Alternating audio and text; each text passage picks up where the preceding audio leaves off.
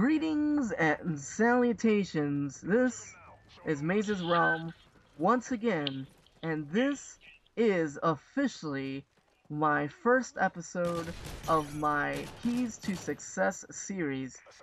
And there will be no better way to start a series than to start it with a dual comm.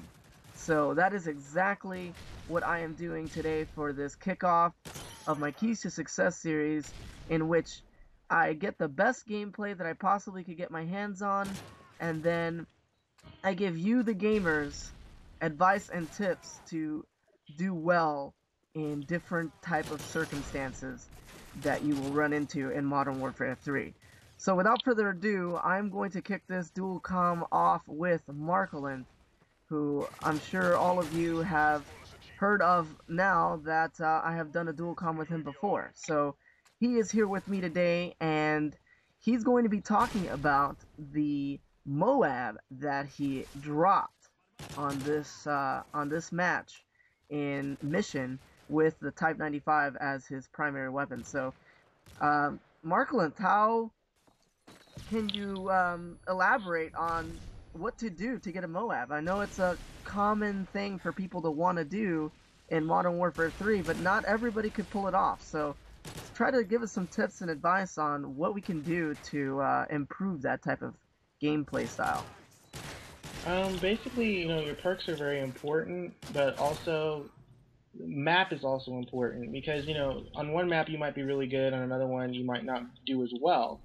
You have to understand the spawning system really well and know where your enemy is spawning. Most of the time, if your teammates are spawning in one place, your enemy's not going to be over there.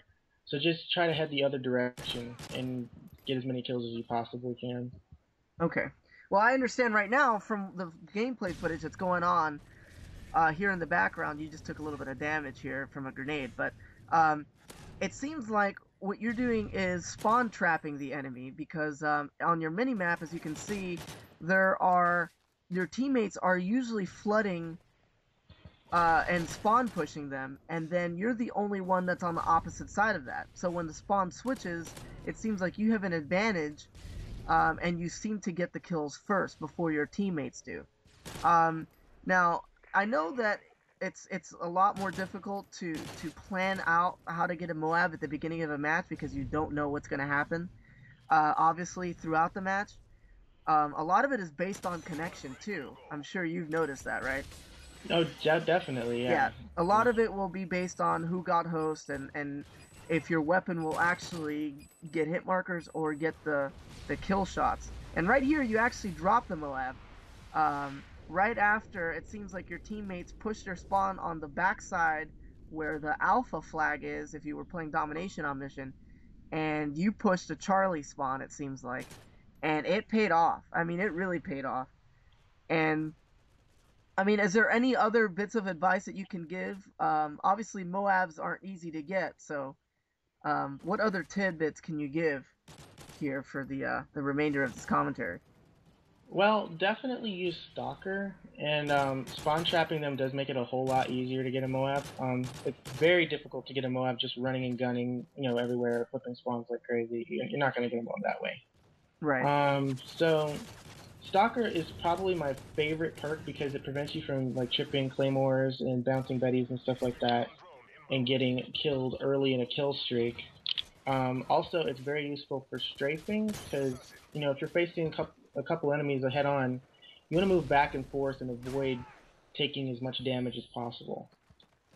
Yeah, that's true. The Stalker perk is very, very beneficial, because even if you have to get pushed out of the area you're holding down, you can actually use it defensively and offensively, because, the delay on enemy explosives, such as claymores and bouncing betties, really helps you to navigate through the map without actually tripping a claymore and whatnot. So it's definitely a good defensive perk, and as we can see here from this gameplay, this M.O.A.B was more defensive oriented than offensive, and that's why you dropped it so quickly, and that's why this match ended so quickly. So unfortunately, we're running out of time, and this is where the final kill takes place here in about a second.